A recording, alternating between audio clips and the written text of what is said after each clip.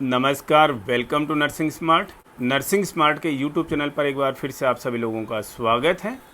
आज के इस सेशन में हमने नोरसेट 2022 के लिए जो बहुत ही ज़्यादा प्रोबेबल क्वेश्चंस हैं, किससे लेकर के जनरल अवेयरनेस, जनरल नॉलेज से लेकर के कुछ क्वेश्चंस हमने सेलेक्ट किए हैं जिनके एग्ज़ाम्स में आने की बहुत ज़्यादा संभावनाएं हैं।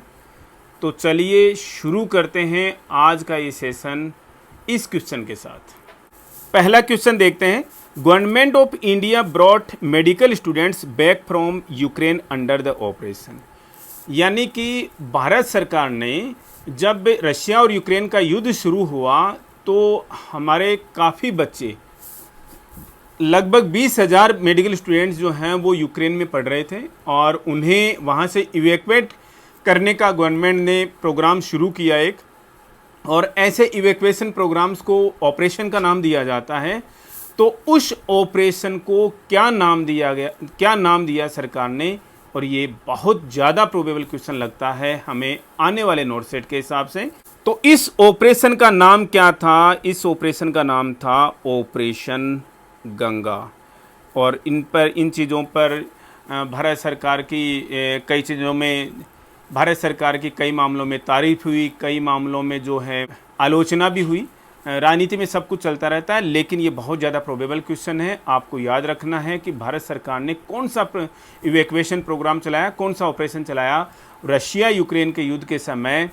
यूक्रेन से फंसे हुए मेडिकल स्टूडेंट्स को बाहर निकालने का, इवैक्यूएट करने का। क्या जनरल पब्लिक भी थी? क्या और भी लोग थे? क्या जी और भी लोग थे, लेकिन बड़ी मात्रा में, लेकिन बड़े नंबर में मेडिकल स्टूडेंट्स ही थे। और ये बहुत ज़्यादा प्रोबेबल क्वेश्चन है ऑपरेशन गंगा। समझ में रखिएगा, ध्यान में रखिएगा इस चीज़ को।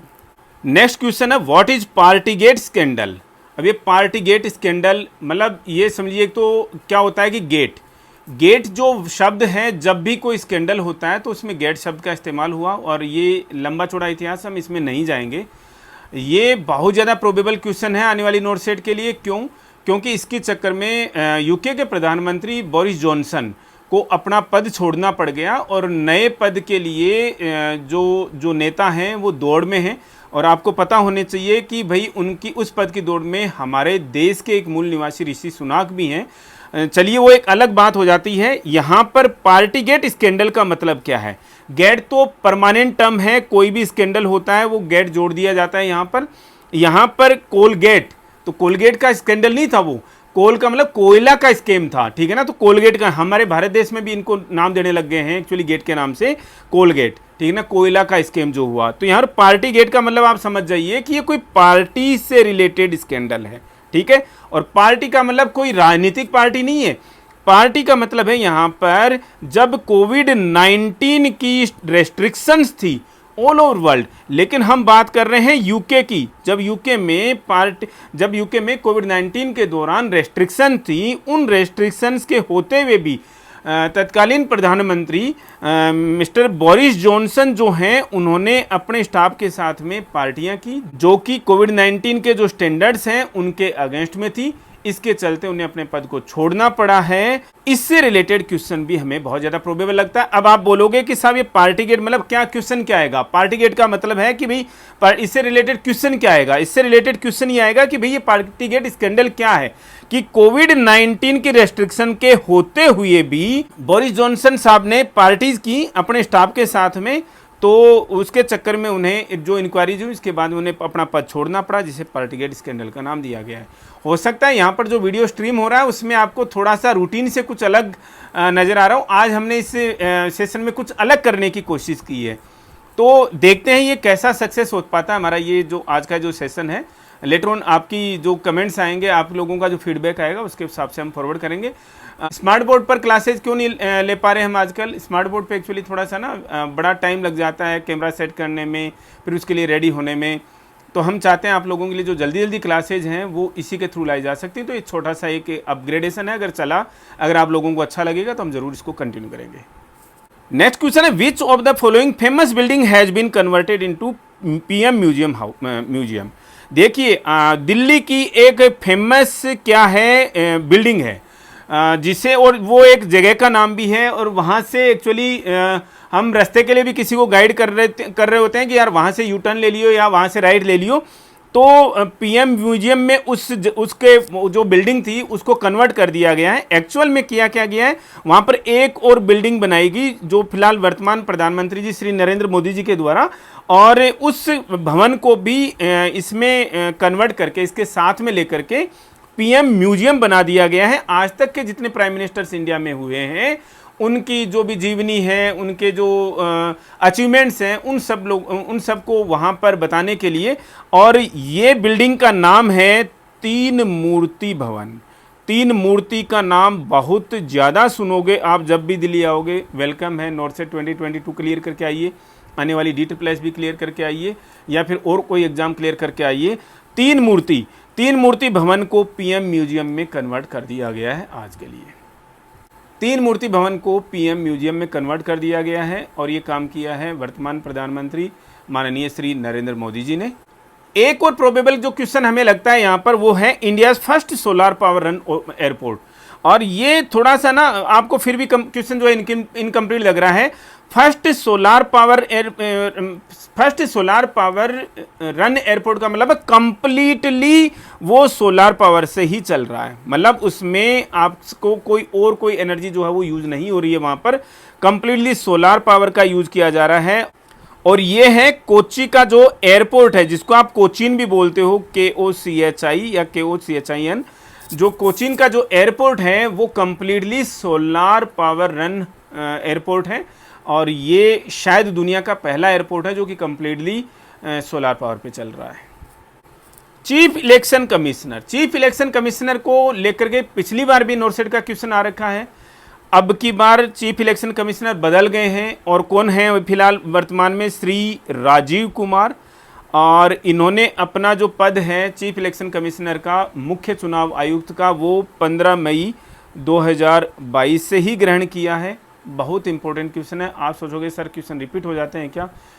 जीके इतना हार्ड नहीं आएगा, लेकिन क्वेश्चन क्लिक होने की बात है। हम पूरा कोशिश कर रहे हैं कि इनमें से कोई क्वेश्चन क्लिक हों। 4-5 क्वेश्चन भी क्लिक हो गए, इसका मतलब समझ लीजिएगा कि बहुत बड़ा नंबर है। नीति आयोग से रिलेटेड क्वेश्चन भी हमने पहले कुछ डिस्कस कर रखा है, शायद कि इसकी अध्यक्षता कौन करते हैं। तो नीति आयोग से रिलेटेड क्वेश्चन, सबसे पहली बात तो इसने ये आयोग जो है वो कब बनाया गया, कैसे बनाया गया? प्लानिंग कमीशन को रिप्लेस करके ये आयोग जो है बनाया गया है। आज हमने इसका यहाँ पर डिस्कशन क्यों किया है? नीति आयोग, नीति यानी पॉलिसी से रिलेटेड, नीति का मतलब होता है पॉलिसी, लेकिन ये जो पर्टिकुलर नीति है NITI, ये भी एब्रीविएशन है। और ये किसका एब्रीविएशन है? N for national, I for institution, T for transforming and I for India. तो नीति आयोग का जो एब्रीविएशन है वो है national institution for transforming India, NITI Aayog. और ये कब से फॉर्म में आया है? ये 1 जनवरी 2015 से इफेक्ट में है।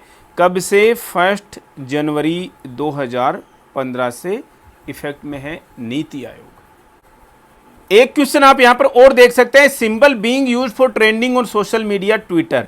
ये पहले तो ट्विटर ही यूज करता था, लेकिन आजकल सभी लोग ट्रेंडिंग के लिए ये यूज करने लगे हैं, और ये है हैशटैग। ये हैशटैग का साइन है, और ये हैशटैग इसको ऐसे लिखेंगे। किसी भी चीज़, कोई भी जो टॉपिक चल रहा होता है, सब्जेक्ट चल रहा होता है, उसको ट्रेंडिंग दिखाने के लिए हैशटैग। अभी आजकल जो हम भी लिखने लग गए हैं, जैसे नॉर्सेट है, तो हमारे वीडियो में आपको नजर आएगा नॉर्सेट। ये इसलिए लिखा जाता है कि कोई बच्चा नॉर्सेट, केवल नॉर्सेट नाम डाल करके भी सर्च करेगा, तो अगर ये ट्रेंडिंग में है तो ये दिखाएगा। जो लोग भी इसको यूज में ला रहे हैं, तो उनके सबके जो आर्टिकल है, ब्लॉग है, वो वहाँ पर दिखाया जाएगा। तो हैशटैग जो है वो ट्विटर पर ट्रेंडिंग को, कोई भी टॉपिक ट्रेंडिंग शो करने के लिए यहाँ पर दिखाया जाता है। एक और बहुत ही इंपॉर्टेंट क्वेश्चन जिसके ऊपर जिसको लेकर के ही रसिया और यूक्रेन का जो युद्ध हुआ है फिलहाल और चल ही रहा है, वो इसी को लेकर के हुआ था। Headquarter of NATO. सबसे पहले नाटो का मतलब समझ लीजिए कि नाटो का जो एब्रीविएशन है वो किसको लेकर के है? N for north, A for Atlantic, T for treaty, O for organisation.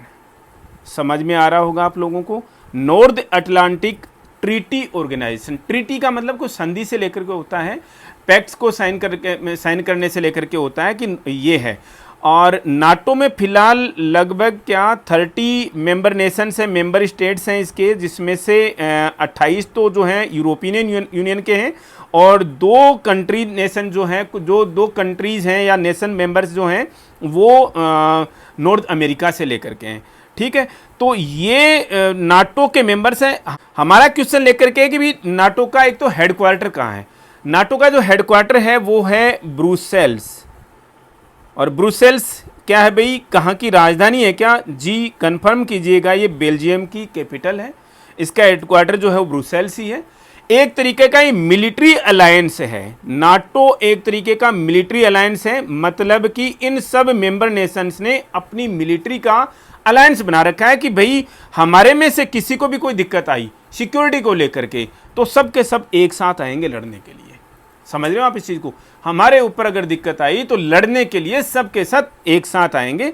Ukraine भी चाह रहा था कि मैं भी नाटो का मेंबर बन जाऊं, लंबे समय से अप्लाई कर रखा था, एप्लीकेशन दे रखी थी, लेकिन ये किसको नहीं जम रहा था? रशिया को नहीं जम रहा था। रीजन, जैसे ही यूक्रेन नाटो का मेंबर होगा, इन सब नेशंस की जो मिलिट्री अलायंस की जो मिलिट्री है वो रशिया की बॉर्डर पे आके भी खड़ी हो जाएगी, जो से रशिया को खुद के लिए सिक्योरिटी थ्रेट नज़र आ रहा था। इसलिए रशिया बार बार समझा रहा था यूक्रेन को कि भाई साहब रहने दीजिए।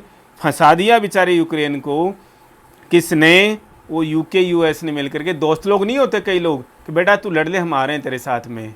आप लड़ने पहुंच गए, पीछे देखा कि भैया वो तो भाग गए सारे के सारे। ठीक है ना, यही यूक्रेन के साथ हुआ। फिलहाल फंसा दिया बेचारे को और बर्बाद हो गया एक तरीके से देखा जाए तो नाटो का जो हेडक्वार्टर है वो ब्रुसेल्स बेल्जियम में है। वी होप ये क्वेश्चन मिलेगा आपको एग्जाम में। वर्ल्ड एनवायरनमेंट डे 2022, हमने ऑलरेडी इस क्वेश्चन को डिस्कस किया कि वर्ल्ड एनवायरनमेंट डे कब ऑब्जर्व किया जाता है। एवरी ईयर 5 जून को ऑब्जर्व किया जाता है। इससे रिलेटेड एक क्वेश्चन रह गया था हमारा, इससे रिलेटेड बहुत इंपॉर्टेंट इन्फॉर्मेशन रह गई। हम बताना चाह रहे हैं कि 5 जून को जो हर साल वर्ल्ड एनवायरनमेंट डे ऑब्जर्व किया जाता है, जब भी डे सेलिब्रेट किया जाता है दुनिया में, कोई भी किसी भी तरीके का डे है, वो अपनी थीम रखी जाती है। जैसे हमारे नर्सरी डे की थीम होती है हर साल की एक, वैसे ही इस बार वर्ल्ड एनवायरनमेंट डे की थीम क्या थी? Only one earth, only one earth. ये थीम लेकर के ये एनवायरमेंटल डे जो है वो ऑब्जर्व किया गया था इस बार का। बहुत इंपॉर्टेंट क्वेश्चन लगता है हमें। नेक्स्ट क्वेश्चन है फर्स्ट मलेरिया वैक्सीन। मलेरिया की कोई वैक्सीन थी क्या? आज तक नहीं सुना होगा नाम। आज तक मलेरिया की कोई वैक्सीन नहीं थी। यूके की कंपनी है GSK, ग्लैक्सोस्मिथक्लाइन, उसने मलेरिया के लिए वैक्सीन जो है वो डेवलप कर दी है और इस वैक्सीन का नाम है मॉस्क्विरिक्स। मॉस्किटो से याद रखिएगा, क्विरिक्स। ठीक है, मॉस्क्विरिक्स GSK ने बनाई है। ये भी इंपॉर्टेंट क्वेश्चन बन जाता है जीके के हिसाब से। ग्लैक्सोस्मिथक्लाइन जिसकी काफ़ी सारी फेमस मेडिसिन हैं और फर्स्ट मलेरिया वैक्सीन बनाई है मॉस्क्विरिक्स के नाम से। आज के इस वीडियो में हमने कुछ अलग करने के हिसाब से कुछ बहुत ही सिंपल लेकिन बहुत ज़्यादा इंपॉर्टेंट क्वेश्चन रखे थे। आप लोगों का फीडबैक चाहिए होगा कि किस तरीके का ये सेशन रहा। मिलते हैं नेक्स्ट अपडेट के साथ बहुत जल्दी। Thank you.